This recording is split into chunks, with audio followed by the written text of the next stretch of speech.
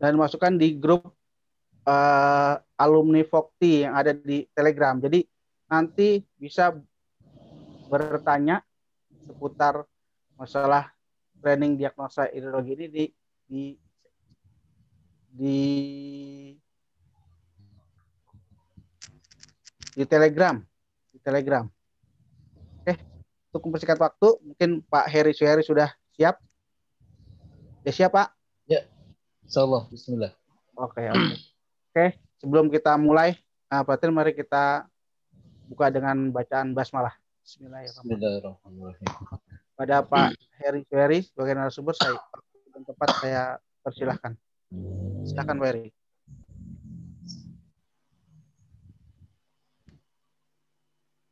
Oke, bismillahirrahmanirrahim. Assalamualaikum warahmatullahi wabarakatuh. Waalaikumsalam warahmatullahi wabarakatuh. Mohon yang lainnya di mute ya, supaya lebih fokus insyaallah. Alhamdulillah, terima kasih kepada Pak Joko Suparto yang telah memberikan waktunya kepada saya untuk memberikan materi yang hari ini insyaallah mudah-mudahan manfaat buat kita semuanya, termasuk buat saya juga. Sebelumnya kita buka Bismillahirrahmanirrahim. Alhamdulillahirabbil alamin wa bihi nasta'inu ala umuddin wassalatu wassalamu ala asrafil anbiya'i wal mursalin wa ala alihi wa sahbihi ajmain. Allahumma shalli ala Muhammad wa ala alihi wa sahbihi wa man tabi'ahum bi ihsan ila yaumil.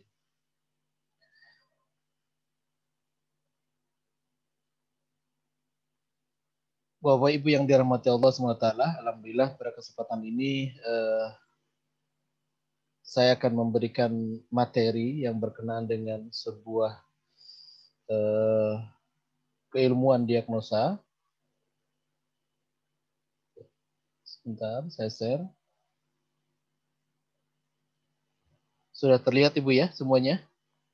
Pak Joko?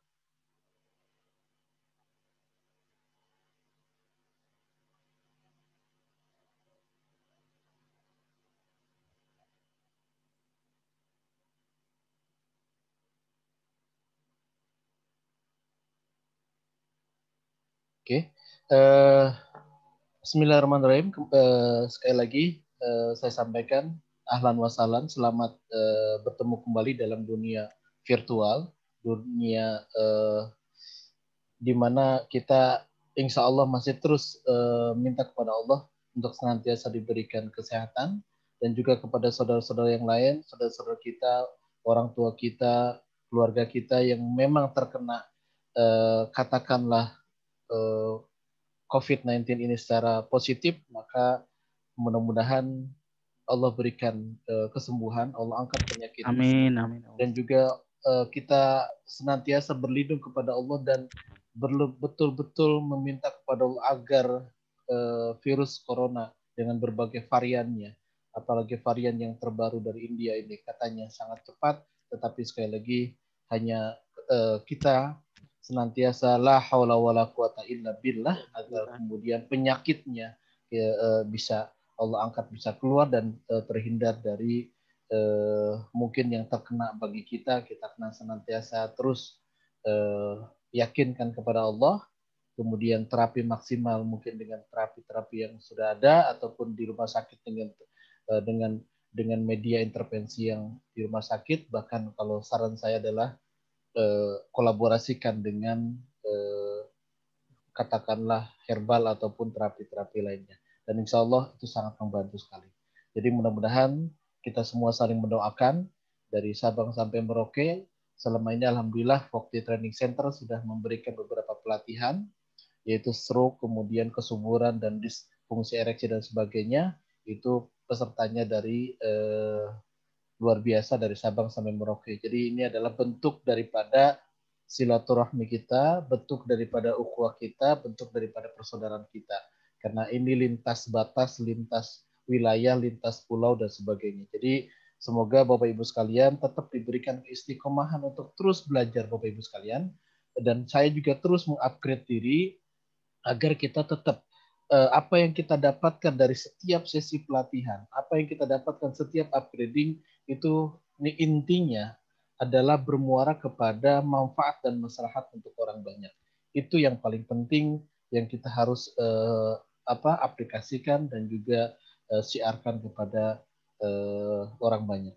Bapak Ibu yang dirahmati Allah SWT, alhamdulillah sekali lagi pada kesempatan ini saya diberi kesempatan lagi oleh panitia atau tim Vogue Training Center untuk memberikan materi iridologi, yaitu sekitar diagnosa iris mata yang Masya Allah luar biasa. Sebenarnya ini adalah sesuatu yang harus dikembangkan lebih jauh karena dalam beberapa pelatihan yang saya berikan di luar itu ternyata animenya sangat luar biasa, sangat banyak sekali. Bahkan termasuk dari dunia nakes pun mereka tertarik untuk mempelajari ini. Kenapa? Kita akan buktikan bahwa apa yang kita dapatkan hari ini, apa yang Bapak Ibu belajar hari ini digunakan untuk sesuatu yang dianggap di luar adalah ilmiah. Di luar adalah kita dianggap seseorang yang ketika kita terapi tidak asal terapi. Ketika kita melakukan sebuah tindakan bekam ataupun pijit ataupun apapun itu, maka saya selalu menjalankan kepada Bapak Ibu sekalian dan kepada saya pribadi, kita harus katakanlah menjadikan diagnosa sebagai katakanlah basic pertama atau tahapan pertama sebelum kita lakukan terapi apapun. Karena ini sangat penting sekali buat kepercayaan klien kepada kita. Oke, Bapak Ibu sekalian, tadi sudah disampaikan profil saya sedikit oleh Pak Joko, jadi langsung saja. Jadi intinya adalah Bapak Ibu sekalian, hari ini kita akan kuliah iridologi namanya. Bisa dikatakan ini karena model hari ini kenapa dikatakan kuliah ya karena seluruh jenjang sekolah itu semuanya kondisinya sedang online. Jadi mudah-mudahan ini bagian daripada nanti ke depannya akan menjadi sebuah SKS atau sebuah mata kuliah di SMK, di STIKES dan sebagainya. Ya, wa'alam bishawab. Semoga itu menjadi sebuah landasan untuk kita untuk terus semangat mencari keilmuan.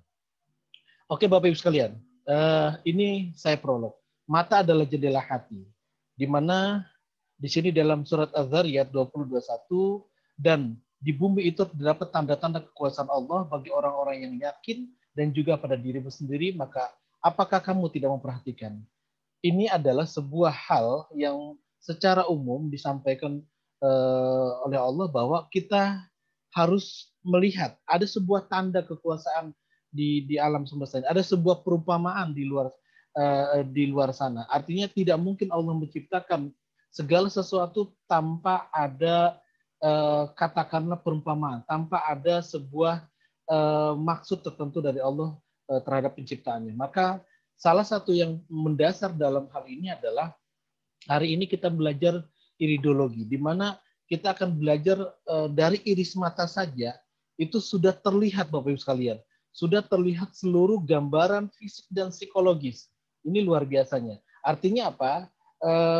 Nanti Bapak Ibu akan sekalian melihat bahwa keilmiahan saya sedikit sampaikan prolog bahwa keilmiahan daripada iridologi ini sudah diteliti di Korea. Dan keilmiahan iridologi ini sudah diteliti di negara-negara lain.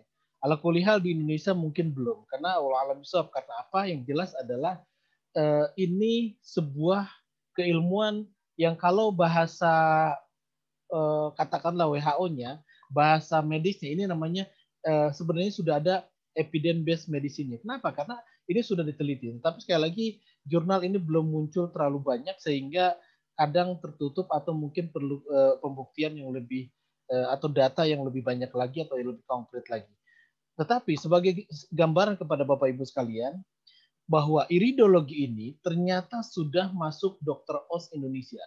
Artinya, kalau kita lihat acara Dr. Oz Indonesia itu acara medis, acara katakanlah dunia yang mungkin basicnya adalah evidence based medicine tadi. Ternyata ini sudah digunakan. Itu luar biasanya. Artinya kenapa saya ingin memberikan sebuah keyakinan kepada Bapak Ibu sekalian bahwa iridologi ini bukan juga milik dunia medis. Bahwa diagnosa ini masih dalam tanda kutip ranahnya siapapun boleh mempelajari. Bahkan hari ini medis sangat-sangat jarang mempelajari iridologi itu sendiri. Jadi berharap Bapak Ibu sekalian yakin bahwa kita akan lebih bisa menguasai ketika kita sudah mengawali pelajaran ini sebelum mereka. Bahkan insya Allah bisa dibuktikan suatu saat nanti di hadapan mereka.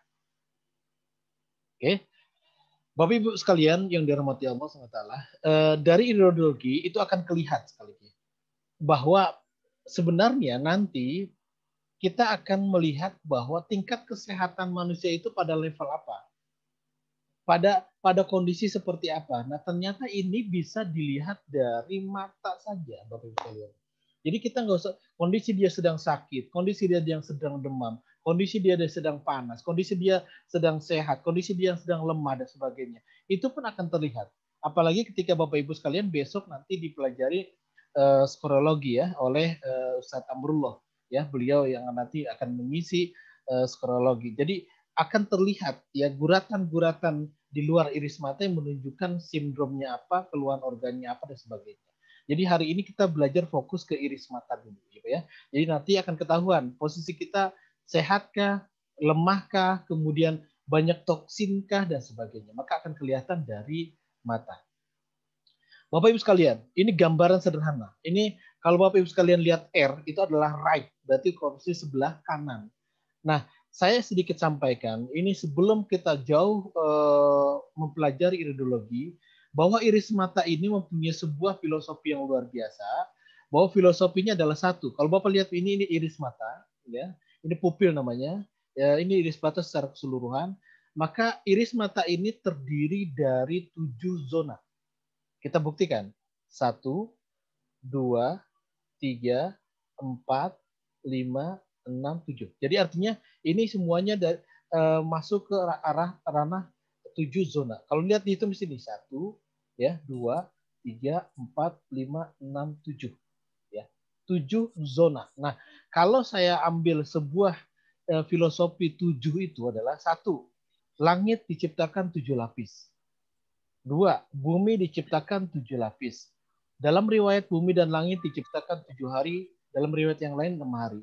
Kemudian Bapak Ibu sekalian, ketika kita menumbuk daun bidara itu 7 daun.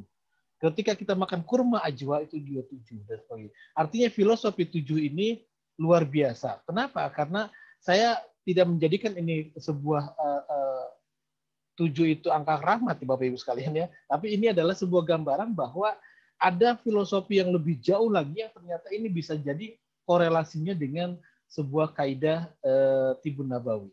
Allah alam bisawab. Kenapa? Kenapa saya sampaikan di awal begini, Pak? Tahun 9 kalau nggak salah 2005 ya. 2005 ya. 2005 2006 itu ada seorang dokter datang ke saya untuk ingin diruqyah dan dibekam. Beliau membawa buku. Bukunya itu Tibun Nabawi. Tibun Nabawi itu ada apa? Ada bekam, ruqyah, dan salah yang di sini sebenarnya iridologi. Saya juga sempat kaget ya. Kenapa kok iridologi masuk? Ini menjadi sebuah catatan khusus. Ada apa di iridologi? Yaitu kita harus kaji lagi. Karena sekali lagi ini belum dikaji oleh kebanyakan para ahli, sehingga ini perlu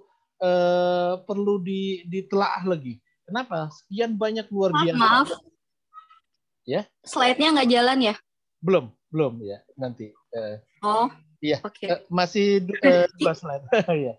Iya. Kirain di itu. Nah itu ya. Kan tadi ada 7 lapis. Belum. Ya. Oh ya, oke. Makasih, maaf. Iya nggak apa-apa Ibu. Kadang-kadang Ibu saya tuh menjelasin satu slide itu panjang. Kenapa? Karena sebenarnya luar biasa ya. Tetapi makanya dalam ilmu-ilmu dalam karantina atau kelas biasanya ini dibuat beberapa sesi gitu ya. Tapi oke lah, ini agak saya percepat supaya Bapak Ibu sekalian paham intinya saja gitu ya. Ini ada 7 lapis tadi ya. Kemudian ini tadi R Bu ya. Kemudian ini L Bu.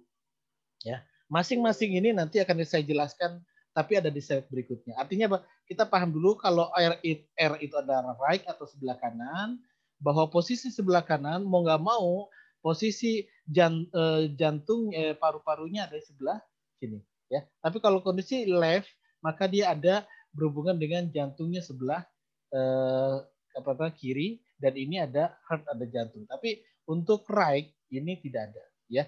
Makanya kenapa kadang-kadang para ahli iridologi sering atau mungkin yang diagnosa iridologi lebih cenderung mencarinya sebelah kanan karena lebih lengkap, gitu ya. Jadi L left, R right, gitu ya. Jadi nanti itu dulu pahaminya ya, karena banyak slide-nya.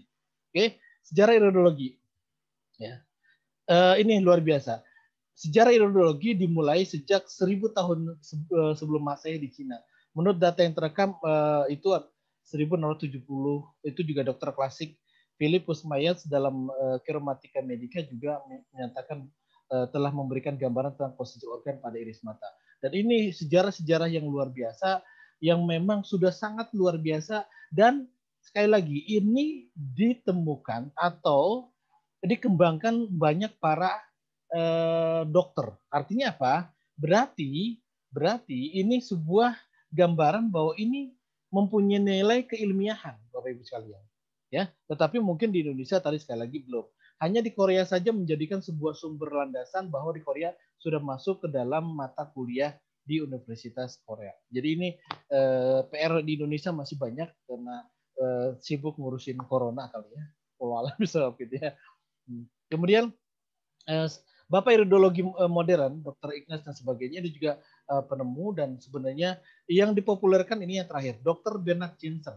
Ini sebagai seorang katakanlah bapak iridologi yang dikembangkan lebih luar biasa oleh beliau. Jadi sebenarnya penemunya banyak sekali secara runtutannya. Jadi ini sejarah iridologi yang begitu panjang. Sekali lagi, ini membuktikan keilmiahan dalam kita mempelajari diagnosa iridologi. Kemudian, iridologi pertama kali ditemukan oleh Ignaz von Fexley atau Bapak Iridologi abad ke-18 ya. Ini kemudian dikembangkan dan sebagainya, ada muncul beberapa chart yang luar biasa, yang pertama nanti ada slide berikutnya. Dan kini telah 150 tahun iridologi makin populer di kawasan Eropa dan Amerika. Dan luar biasa sekarang, entah di Indonesia sampai kapan kemudian diterima, tapi sekali lagi kita berharap kita belajar dahulu. Kita belajar dahulu, Ibu ya. Kemudian kaidah iridologi. Jadi iridologi merupakan, ini gambaran Bapak Ibu sekalian ya, bahwa iridologi merupakan suatu kajian saintifik mengenai bentuk dan struktur di dalam iris mata ya, yang jadi iris matanya artinya ada pupil, kemudian ada iris mata, di mana dapat memberikan gambaran setiap organ di dalam sistem tubuh manusia. Iris mata dapat menggambarkan tentang sistem tubuh, kekuatan, kelemahan, tahap kesehatan, perubahan yang terjadi dalam tubuh seseorang berdasarkan kaidah asal atau alamiahnya. Masalah yang ada di dalam organ sistem tubuh manusia juga dapat digambarkan melalui kedudukannya di dalam usus atau perut manusia. Nanti kita belajar namanya detoksifikasi kolon. Nanti dapat dari mana? Dari diagnosa iridologi ini. Oke, ini ya bapak-bapak iridologi zaman dahulu luar biasa tahun 1826 sebelum Masehi ya. Ini juga artinya mereka luar biasa. Mereka mengembangkan sedemikian rupa agar keilmiahan ini tetap terjaga, dan mereka membuktikan ini bisa dibuktikan dalam dunia diagnosa. Ya. Oke, ini juga chart iridologi luar biasa yang pertama, dan ini sudah disampaikan di luar biasa, bahkan ini bisa mengetahui secara nutrisi dari dalamnya. Ini kompleks sekali Bapak Ibu sekalian. Kita menerima hari ini mudah. Sekali lagi kita menerima hari ini mudah. Sebenarnya saya ingin memberikan gambaran kepada Bapak Ibu sekalian, tolong tidak cukup kita belajar satu kali, boleh belajar ke tempat lain, boleh banyak baca. Dan sekali lagi saya sedikit sampaikan sebuah tanda kutip bonus buat Bapak Ibu sekalian, bahwa channel yang Bapak Ibu masuki diagnosa iridologi tidak cukup di situ saja, karena nanti saya akan berikan informasi-informasi update. Ya, saya akan upload di situ, silakan belajar lagi. Artinya yang update. Jadi di situ akan saya tambahkan yang lainnya untuk menguatkan diagnosa iridologi. Jadi terus belajar sampai kapanpun, sampai katakanlah itu channel itu expired atau tidak mungkin ya, atau mungkin qadarullahnya saya sudah dipanggil Allah duluan, tapi intinya adalah selama channel itu ada, maka saya akan terus masukkan. Termasuk Bapak Ibu, gambaran sederhana adalah di herbal. Itu luar biasa, saya sering masukkan. Ya, kemarin ada pelatihan herbologi, tapi saya masukkan semuanya, termasuk informasi terbaru dari Kemenkes terkait dengan referensi herbal dari pemerintah. Ya, oke. Ini juga secara sejarah ya. Sekali lagi saya hanya ingin memberikan gambaran kepada Bapak Ibu sekalian bahwa ini sudah diketemukan dan kemudian ditelaah secara panjang oleh mereka di luar sana, gitu ya. Ini sekilas saja. Ini saya sampaikan. Bahkan dia mengatakan saya percaya bahwa dengan melihat mata itu akan terlihat natural healing, semacam pengobatan yang alami.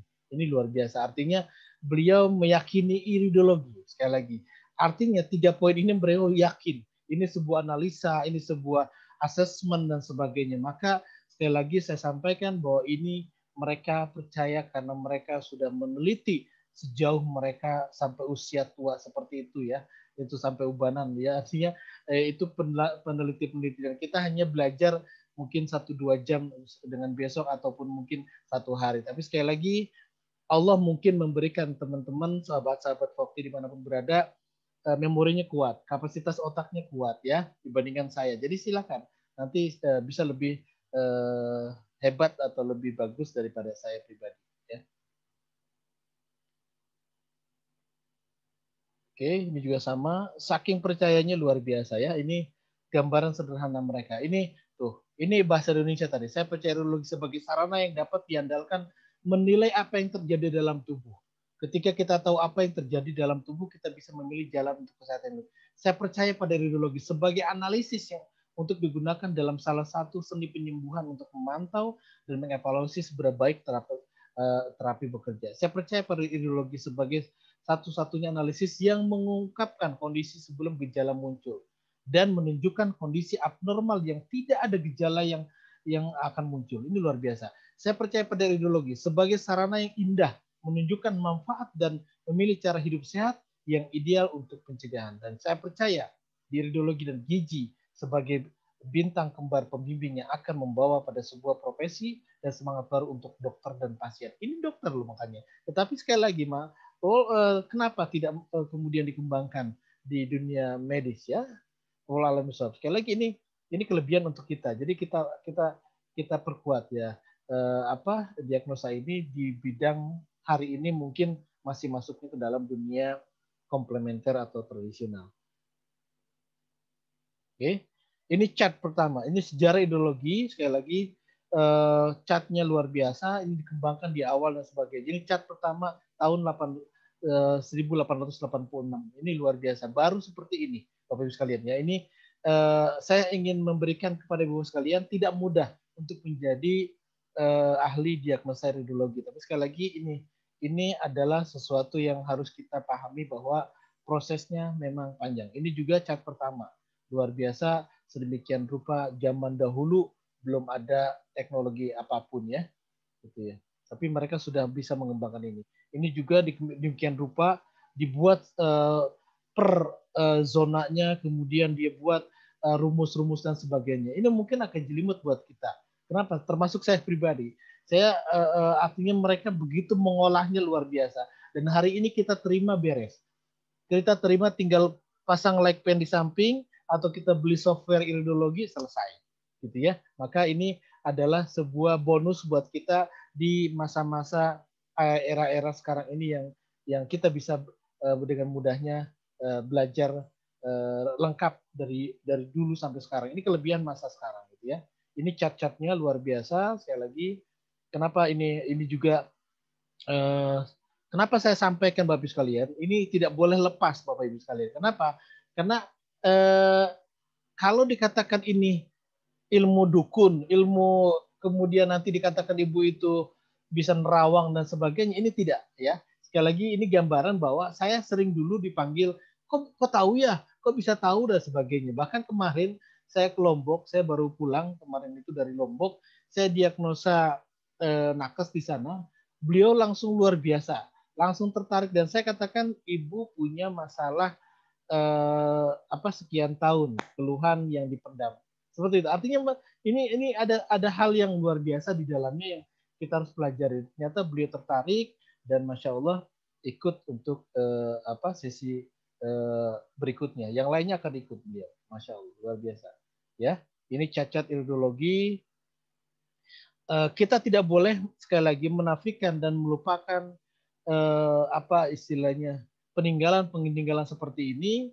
Ini saya dapatkan dari beberapa literatur Bapak Ibu. Agak sulit memang sekali lagi, tetapi sekali lagi ini gambaran Bapak Ibu sekalian, bonus supaya Bapak Ibu sekalian tahu bahwa prosesnya sekali lagi diagnosanya dan ini sangat kompleks, tetapi insya Allah akan sangat mudah kalau Bapak Ibu sekalian mengikuti pola-polanya nanti ya. Oke. Bapak Ibu sekalian, ini sederhananya. Jadi ketika Bapak Ibu sekalian lihat mata, ya, Bapak Ibu sekalian melihat mata, maka Ibu kalau bisa tolong katakanlah ini penggambaran di mana kita melihat di sini ada kaki. Heri, maaf Heri, ini slide-nya belum muncul ini. Oh, belum muncul? Belum muncul. Jadi yang nampak ini masih Windows. Sebentar.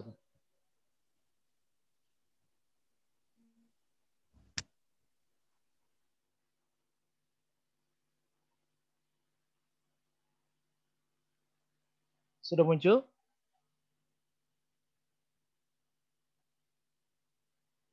Pak Joko? Belum, Pak. Belum. Oh, ya, baru muncul ini. Belum muncul ya? Ya. Iya. Lanjut, Pak. Baru. Oke. Oke, saya perbesar. Kelihatan? Belum ya? Ya, udah. Sudah? Ini sudah? Sudah. Oke. Sudah. Oke? Ya. Oke. Oke. Bapak sekalian, ini gambaran supaya gampang ingatnya. Saya ingin ini menampilkan chart seperti ini Bapak sekalian. Jadi ini gambaran kaki, ini usus, kemudian ini otak, ini telinga, sampai ke bawah. Tolong ini digambarkan skemanya di kepala kita agar lebih mudah. Ini ginjal, ini rektum, ini tulang belakang. Ibu ya ingin lihat kursor saya, kemudian lari ke atas mulut, hidung, mata, terus Ibu ya. Yang termasuk ini juga ya, kalau ini gambarannya adalah kita tahu ini dari left ya, right-nya. Maka mata, hidung, udah tulang belakang ini left, ini right Bapak Ibu sekalian ya. Jadi ini tulang belakang ada posisinya sebelah sini, kaki posisinya sama, di sini kemudian otak, kemudian di sini juga daerah rahim dan sebagainya. Jadi ini kebalikan daripada left gitu ya. Jadi ini left, ini right. Jadi tolong ini sekilas saja menggambarkan bahwa gambar atas otak, kemudian kaki, kemudian telinga dan sebagainya. Jadi tolong ini sedikit dinalar ya Ibu ya, sedikit dinalar sama Ibu sekalian. Oke. Nah, ini juga akan kelihatan nanti bentuk-bentuk janin, kemudian permasalahan rahim, dan juga akan kelihatan di iridologi ya. Kemudian Bapak sekalian, ini saya sedikit katakanlah penelitian berkenaan dengan sebuah iridologi bahwa tekanan pada bagian atas pupil menunjukkan temperamen atau yang kalau kita ini kan adalah sebenarnya lebih kepada masalah watak, kecemasan, depresi, tendensi negatif kejiwaan dan sebagainya. Yang kedua, tekanan pada bagian bawah pupil menunjukkan kondisi organ di bagian panggul ya, di bawah pupil. Saraf rasa, saraf rasa dan gerak mungkin terganggu, terkadang kelemahan dan keterbatasan gerak pada paha terjadi ataupun masalah-masalah yang sudah jelas seperti kaki dan sebagainya. Kecacatan atau perubahan bentuk sementara pada bagian bawah agak keluar pada pupil dapat menggambarkan kelemahan dan keterbatasan gerakan pada bagian ini.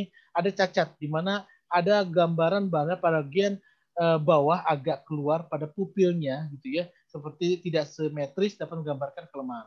Kedataran sementara pada bagian kiri pupil dapat dihubungkan dengan kondisi gangguan pada diafragma, kondisi jantung, pernapasan, dan tulang belakang.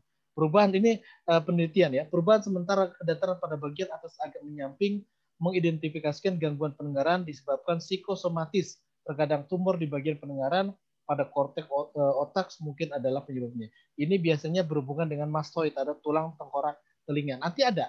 Sekali lagi di rumus iridologi itu ada semua Bapak Ibu sekalian ya. Bapak Ibu sekalian tinggal praktekkan perbanyak saja nantinya ya. Ini penelitian-penelitian kemudian kemudian masuk ke dalam International Institute of Iridology di Amerika juga sudah ini buku-bukunya banyak sekali Bapak Ibu sekalian ya. Saya baru ada 2 ya. The Hero kalau nggak salah saya ada punya 2 tapi ini belum punya semuanya. Jadi sekali lagi tapi itu pun gambarannya luar biasa. Ini chart iridologi.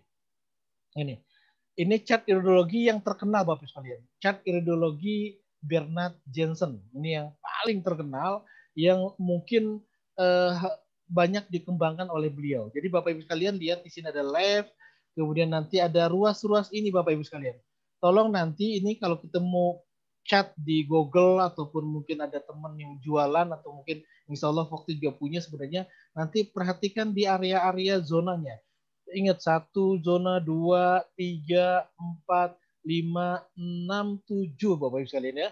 Jadi kita hitung dari biru, dari ungu 1, 2, 3, 4, 5, 6, 7. Jadi 7 zona itu tolong sekali lagi kenapa saya sampaikan secara global karena dengan waktu yang terbatas nanti Bapak Ibu sekalian kita akan sharing lagi di grup WA ataupun grup Telegram untuk banyak tanya jawab berkaitan dengan kondisi aktual ataupun mungkin bisa jadi ini kasus-kasus saudara kita yang lainnya bisa dilihat dari diagnosa iridologi ya. Sekali lagi ini tolong di globalkan dulu karena mungkin tidak sempat waktu untuk durasi yang kurang ini. Tapi sekali lagi saya nanti akan berikan clue supaya Bapak Ibu sekalian lebih mudah paham ya, lebih mudah paham.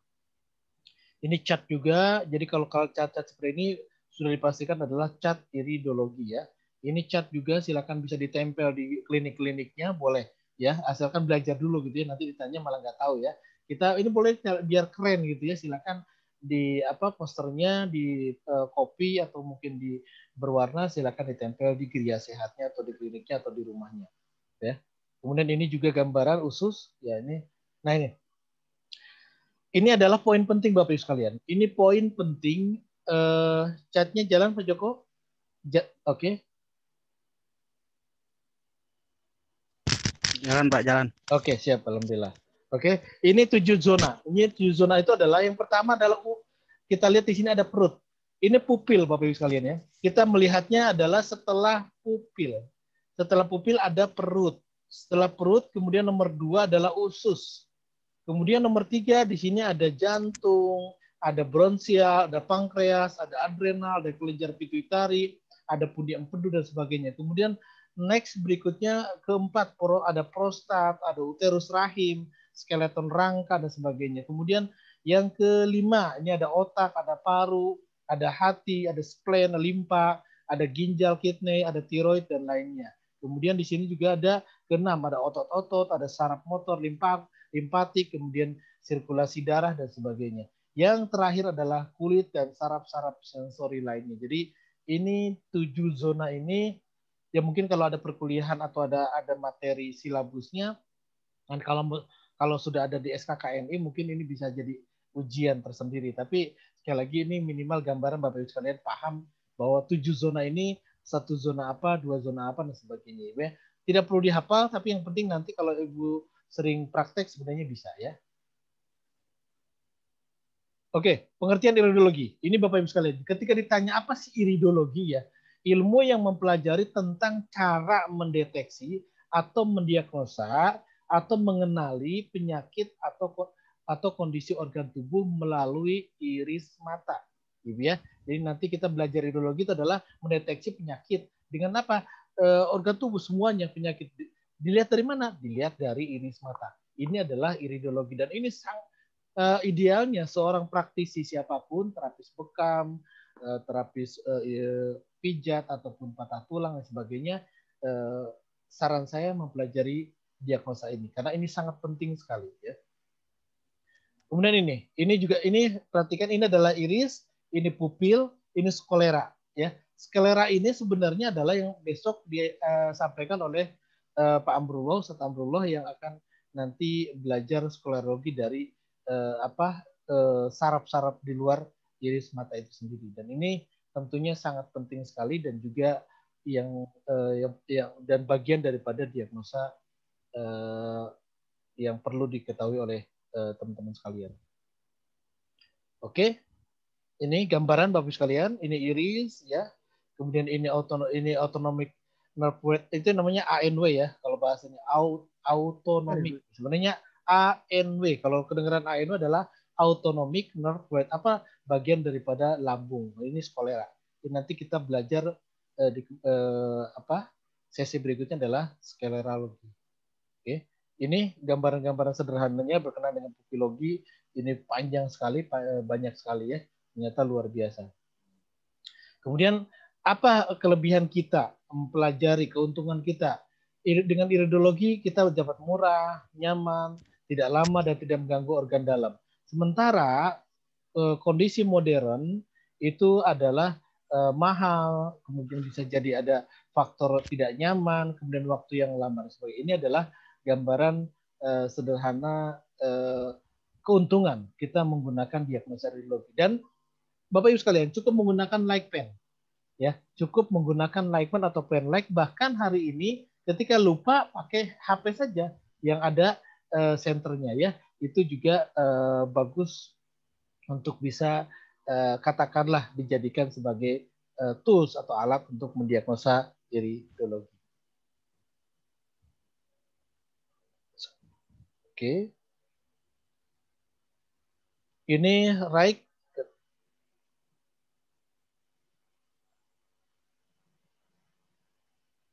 Sama seperti cat-cat yang lainnya, ini adalah iridologi merupakan tadi ya kajian saintifik, artinya sains itu berarti ilmiah ya, bentuk dan struktur di dalam iris mata di mana dapat memberi gambaran setiap organ di dalam sistem tubuh manusia.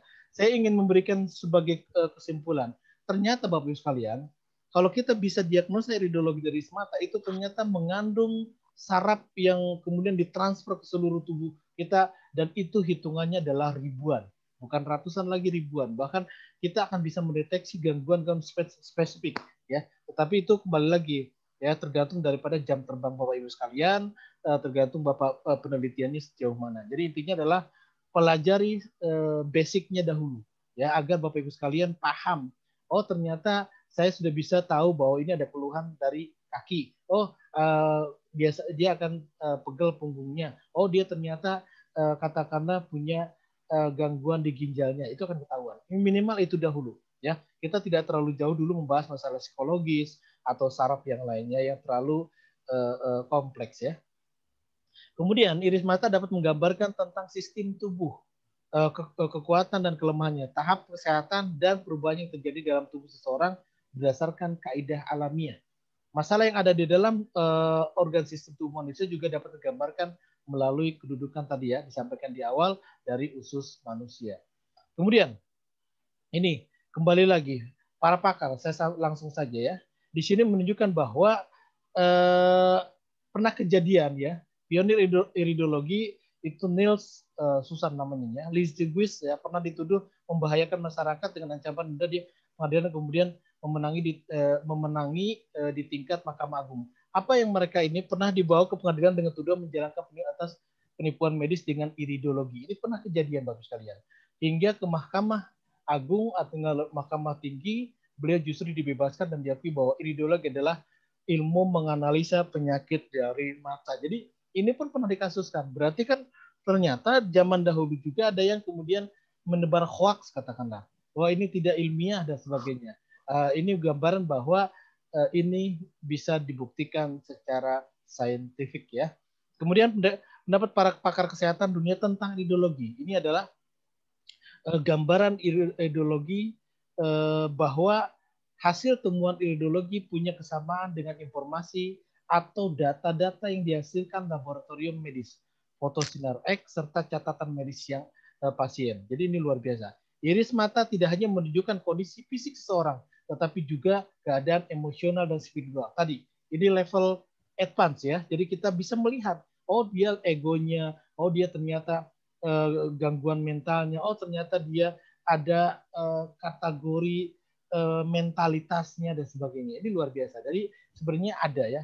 Daripada kemudian daripada menunggu tes darah atau scan, Anda bisa memberitahu pasien bahwa dia punya masalah ini dan itu dengan menggunakan iridologi sebagai sarana diagnosis. Ini adalah cara diagnosis yang tercepat, luar biasa ya. Ini adalah jadi Bapak Ibu sekalian ini harus lebih semangat untuk mempelajari iridologi. Kenapa? Kita tidak perlu lab, kita tidak perlu cek lab, kita tidak perlu general cek lab dan sebagainya. Nah, tetapi dengan iridologi itu luar biasa ya, bisa langsung mengetahui saat itu dan langsung bisa melakukan tindakan atau titik terapi apa yang kita lakukan. Mau titik bekam, mau titik meridian itu silakan. Tapi yang jelas diagnosanya harus tepat.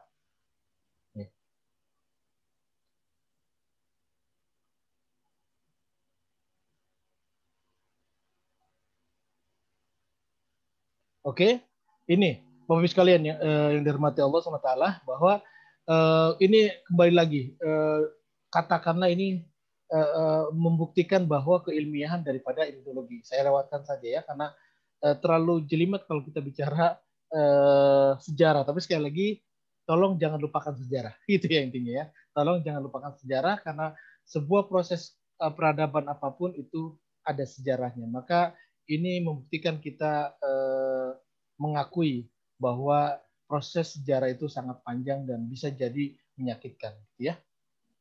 Bapak Ibu sekalian yang dirahmati Allah, Bapak Ibu, teman-teman sahabat dimanapun berada, melalui analisa iris mata atau iris di sebelah kiri dan kanan, maka kita berupaya mengenali berbagai tanda-tanda yang mewakili bagian tubuh tertentu. Oleh sebab itu, mudahlah para herbalis membuat ramuan secara lengkap mengenai disease dan disorder, ya.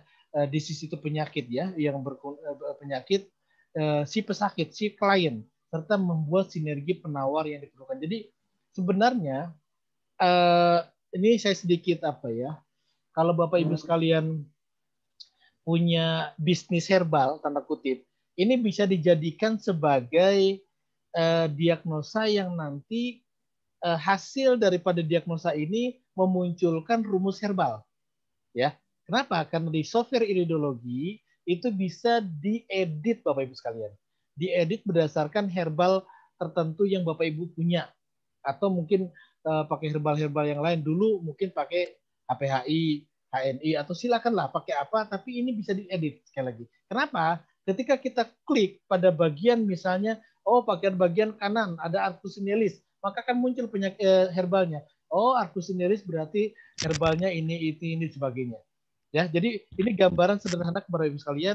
Ternyata ini bisa dijadikan sebagai katakanlah media herbalis untuk merekomendasikan ramuan herbalnya, ya, seperti itu.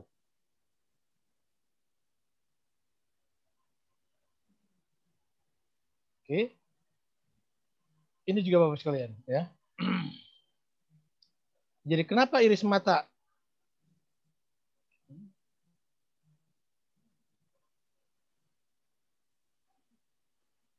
Kenapa iris mata bisa merefleksikan? Mata manusia memiliki hubungan langsung dengan otak, Bapak sekalian. Setiap rangsang saraf yang diterima otak akan direfleksikan langsung pada iris mata melalui aliran listrik saraf aktif. Ya, ini perlu diketahui dasarnya Bapak Ibu sekalian. Kenapa? Karena agar Bapak Ibu sekalian paham bahwa ternyata kok bisa mendeteksi orang itu ginjalnya masalah, kakinya sering pegel, mata, kemudian kok dia katakanlah rahimnya masalah, kemudian mohon maaf libidonya lemah. Itu akan dari mana? Inilah gambarannya Bapak sekalian. Jadi tolong sekali lagi kita tidak terlalu jauh dulu bicara mengenai penyakit, tapi kita lihat filosofinya, kita lihat alurnya, flow-nya, bahwa rangsang saraf yang diterima otak akan direfleksikan langsung pada iris mata melalui aliran listrik saraf yang aktif, ya. Ini menggambarkan bahwa saraf-saraf yang tadi saya sampaikan ribuan ke seluruh badan bisa dilihat dari iris mata. Ya. Kemudian rangsangan itu diteruskan melalui persimpangan saraf chiasmatic namanya ya, optic chiasm namanya. Kenapa? Karena ini saraf-saraf yang lebih halus lagi. Jadi terus disalurkan di saraf-saraf yang lebih halus lagi, lebih jauh lagi dan sebagainya. Kemudian mata kanan mendapatkan sinyal dari otak kiri. Mata kiri mendapatkan sinyal dari otak kanan. Ini menggambarkan bahwa sinergi antara bahwa ketika kita melihat mata kanan, maka kita harus tahu bahwa sebenarnya adalah ada gambaran sinyal dari otak kiri itu sendiri. Jadi saling berkesesuaian antara satu dengan yang lainnya. Kemudian tubuh kanan dikontrol oleh otak kiri. Tubuh kiri dikontrol oleh otak kanan. Kenapa Bapak sekalian? Ini contoh kasus ketika stroke. Stroke-nya kanan, maka kita tidak boleh fokus kepada kanan. Maka kita harus terapi kepada kirinya. Kenapa kaidahnya? Kaidahnya adalah kepada keseimbangan. Jadi tidak mungkin kita kemudian permasalahannya di kanan, kita sibuk dengan urusan di kanan saja. Padahal yang disebut kaidah kesehatan, kaidah kemudian proses kesembuhan, itu harus ada proses keseimbangan. Salah satunya adalah menyeimbangkan tubuh yang sebelahnya. Begitu Bapak sekalian. Itu kaidah ya, tolong jangan dilupakan. Sekali lagi kita sama-sama belajar Bapak Ibu sekalian ya. Jadi tolong diingatkan jika memang tadi ada hal-hal yang mungkin miss atau apa, tapi sekali lagi kita sama-sama belajar di sini. Kemudian Bapak Ibu sekalian, sahabat-sahabat dimanapun ya, kenapa iris mata memiliki kapasitas yang sangat luas untuk dapat merekam seluruh kondisi organ-organ tubuh? Satu, iris mata merupakan struktur jaringan yang sangat kompleks yang tadi saya sampaikan pada susunan anatomi manusia, tersusun dari selaput halus yang berlapis-lapis. Di dalamnya terkandung beratus-ratus ribu sel. Nah, bayangkan, saya sampaikan tadi ratusan ribu sel, ya, dari iris mata kemudian tersarun atau katakanlah terstruktur secara kompleks di tubuh manusia itu disalurkan oleh saraf-saraf yang lainnya mencapai ratusan ribu, bahkan yang paling kecil adalah sel. Jadi luar biasa. Ini adalah gambaran kenapa kok kemudian bisa merekam, kok kemudian bisa mengetahui organ itu bermasalah. Dan saya sebenarnya ingin menyampaikan kepada teman-teman bahwa di antara diagnosa lidah, diagnosa mungkin palpasi dan sebagainya, ini yang paling kompleks. Ini yang paling kompleks ya. Dan ini juga yang paling jelimet untuk mau dipelajarinya. Maka saran saya adalah sekali lagi yuk kita belajar. Kenapa? Tahun 1998 kalau salah ya. Saya belajar ini ya, belajar ideologi. Kemudian ketika itu saya dengan Pak Joko satu PT ya, Kodarullah satu PT di PT Delphi namanya. Itu kata guru saya ketika belajar dulu itu mungkin HPA ya dulu yang pertama kali mempopulerkan. Saya disampaikan oleh guru saya, kalau sampai kemudian kita bisa mendiagnosa atau misalnya melihat mata 1.000 orang, baru kita akan bisa dapat feel-nya. Wah, itu tertantang Bapak Ibu sekalian. Saya juga bingung. 1.000 bayangkan ya, dengan waktu yang singkat. Saya Qadarullah punya ide untuk di PT. Di PT di mana ada 1.500 sampai 2.000 karyawan. Ya sudah, saat itu juga lah saya melakukan tindakan sotoy namanya ya. Sotoy dulu ya. So tahu dulu lah ya. Untuk bisa tahu dengan catatan tadi saya nempel, jadi rumusnya taruh di meja, saya cek. Jadi sampai waktu itu mencapai hampir 1.000 lebih ya, karena saat itu karyawannya sekitar 1.500 sampai 2.000 ya. Jadi ini gambar Bapak sekalian. Jadi ternyata kita harus banyak jam terbang. Kemudian seluruh susunan ini terhubung dengan otak melalui serabut-serabut saraf dan pembuluh kapiler darah. Ya, otak berhubungan dengan seluruh aktivitas seluruh organ tubuh. Makanya Bapak Ibu sekalian, ini sedikit menyimpang bahwa kenapa kok di umum mugis itu, di bagian puncak kepala itu bisa menyembuhkan 100 jenis penyakit. Inilah rahasianya ya. Ini rahasia salah satu titik bekam di umum mugis gitu ya.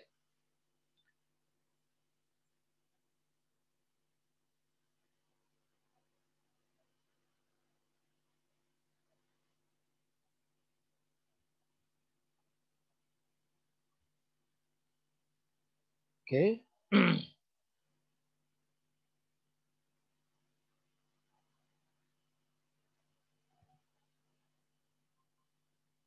Terlihat Pak Joko?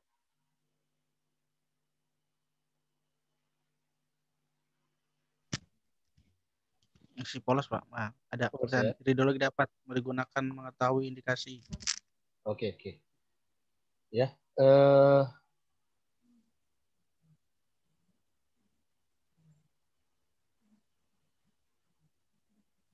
oke.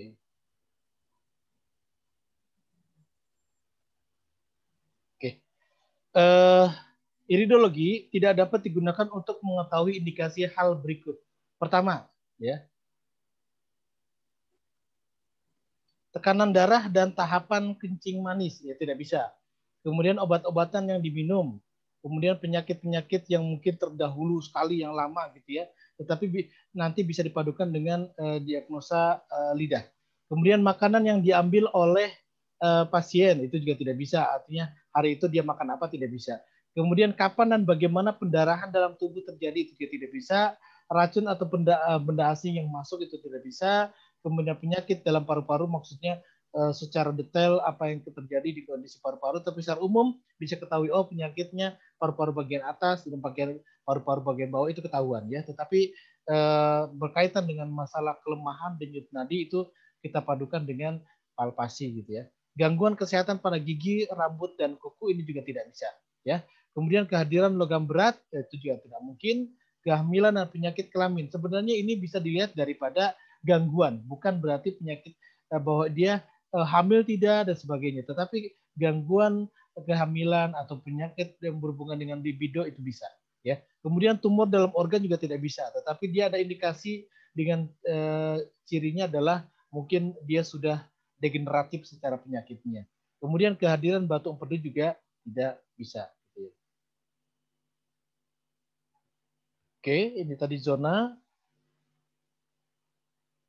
Kemudian ini namanya constitution bersifat inherent atau genetik. Jadi ada penyakit genetik, penyakit bawaan, yaitu kekuatan, strongnya, dan kelemahan weakness dapat diwarisi dari orang tua. Jadi nanti bahasa ini katakanlah akan ada ya di mata ciri-cirinya yang mungkin bisa jadi ini di luar daripada kenormalan daripada mata secara umum. Jadi nanti ada ciri misalnya bercak hitam apa ya yang kemudian ada juga tanda kemudian luka yang terlalu dalam kemudian dia tidak ada hubungannya dengan korelasi pupil dan iris mata secara umum. Tapi kok tiba-tiba ada sesuatu yang aneh di situ. Yaitu berarti berhubungan dengan genetika.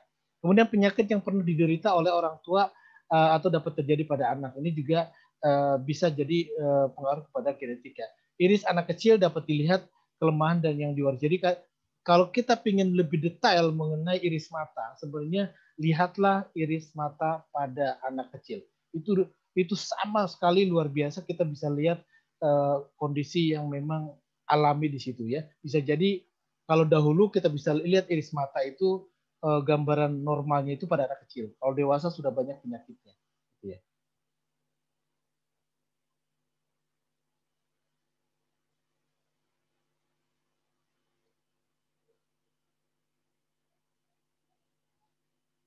Oke, Bapak sekalian kita lihat di sini. Ini nanti karena waktunya sekali lagi kita butuh banyak praktek sebenarnya. Nanti harusnya nanti diimbangi dengan baksos ya. Jadi Bapak Ibu sekalian biasanya saya sedikit sampaikan bahwa yang paling yang nanti bisa Ibu lakukan baksos ya. Waktu dulu kita Pokti dapat kerjasama PT LG, baksos itu bekam sebulan 2 kali. Salah satunya mediannya diagnosa adalah iridologi, yang di sini Bapak Ibu sekalian bisa memperbanyak jam terbang. Bapak Ibu sekalian, ini gambaran, ini serat ya sekali lagi. Ini saya sampaikan ketika Bapak Ibu sekalian nanti lihat di bukunya, karena nanti ada buku, ada chart yang memang gambarannya seperti ini. Maka biasanya ini akan muncul gambaran-gambaran yang hitam-hitam seperti ini Bapak Ibu sekalian.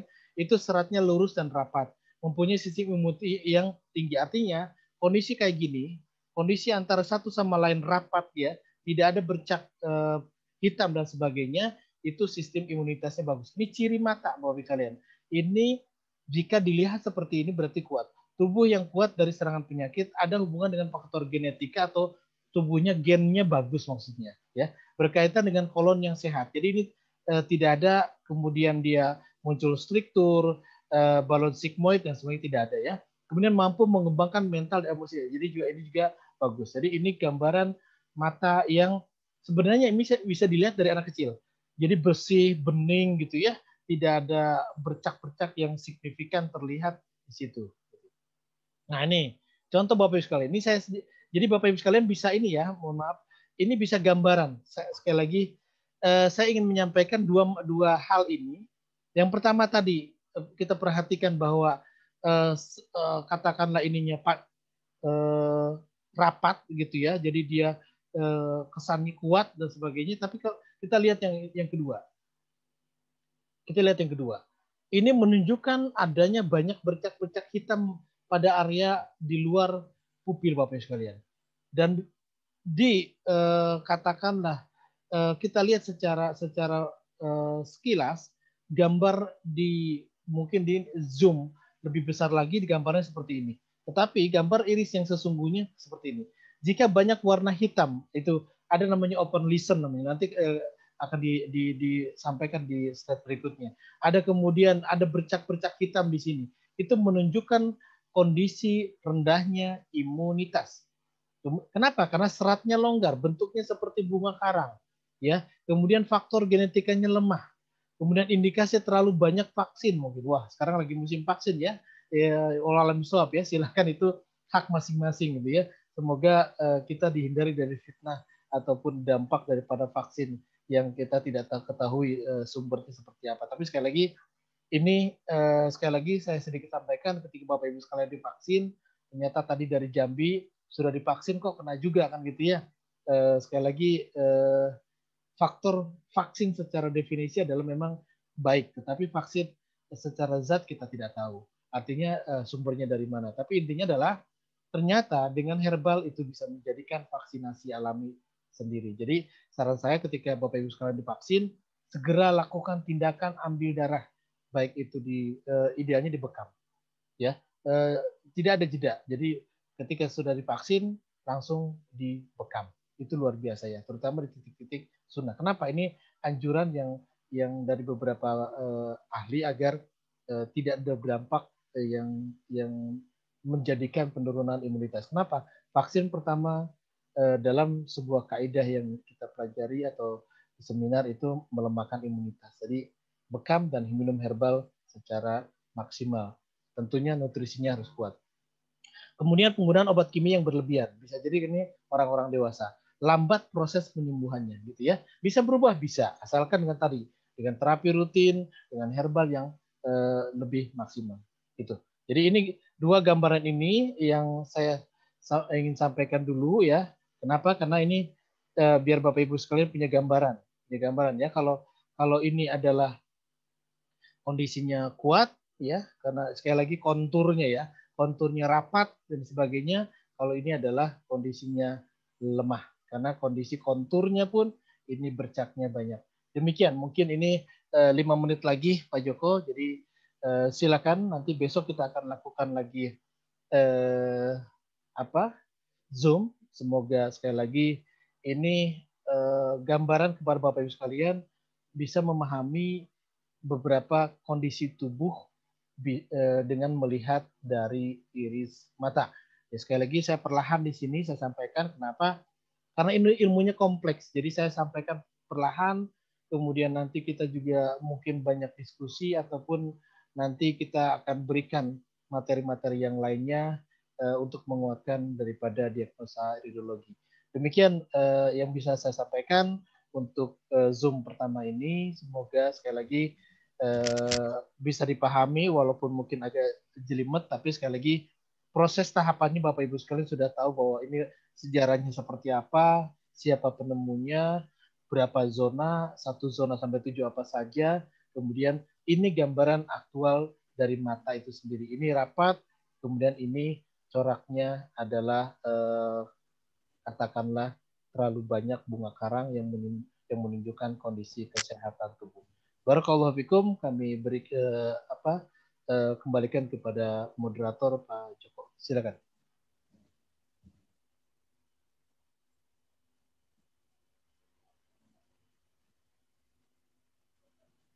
Ya, silakan Pak Joko. Ya, makasih Pak Her, jazakallah khair. Uh, Pelatihan pertama, wow, mungkin masih bingung ya Pak ya, apalagi belum pernah mempelajari. Saya juga semenjak belajar ini ya masih terus harus belajar karena ya tadi seperti Pak Heri bilang perlu jam terbang yang banyak. Jadi baru kita bisa mengetahui dan bisa mendiagnosa secara benar. Dan yang tadi seperti dibilang itu nanti kita bisa dibilang seperti dukun. Jadi bisa mengetahui ini penyakitnya di sini, ada kelemahannya di sini. Memang tadi perlu jam terbang. Cuman yang tadi dasarnya adalah kita bisa mengetahui tadi kondisi imunitas yang bagus dan kondisi yang buruk tadi dari awalnya tadi banyak ke bunga karang, kalau dia seratnya rapat. Ya mungkin di pelatihan pertama ini mungkin nanti kita bisa bergabung di Pokti, grup Pokti alumni Pak Heri ya. Ya. Nanti dimasukin di grup Pokti alumni untuk mungkin nanti setelah Zoom ini selesai, Zoom besok selesai, nanti masuk di grup dan nanti bisa lebih banyak kita diskusi di sana. Kalau Pak Heri juga siap menjawab di Telegram. Ya. Mungkin untuk malam ini cukup sekian jazakallahu khair Pak Heri. Ya, sama-sama. Dan terima kasih pada sahabat Vokti yang sudah hadir. Mudah-mudahan bisa bersamai kita lagi di besok jamnya sama, mudah-mudahan lebih awal masuk supaya materi yang disampaikan juga bisa lebih banyak dan bisa banyak kita lakukan diagnosa. Dari saya cukup sekian. Mohon maaf apabila ada kesalahan. Lalu kita tutup dengan doa kafaratul majlis. Alhamdulillah, subhanakallah wa bihamdika asyhadu an la ilaha illa anta astaghfiruka wa atubu ilaik. Kemudian pamit. Assalamualaikum warahmatullahi wabarakatuh. Waalaikumsalam warahmatullahi wabarakatuh. Terima kasih Bapak Ibu sekalian. Mudah-mudahan nanti besok ketemu kembali ya. Salam pertemanan silaturahmi dari saya. Insya Allah nanti kita banyak diskusi di channel ataupun grup ya. Ibu ya, selamat istirahat semuanya. Barakallahu Assalamualaikum warahmatullahi wabarakatuh. Waalaikumsalam warahmatullahi wabarakatuh. Jazakallahu khair, Pak.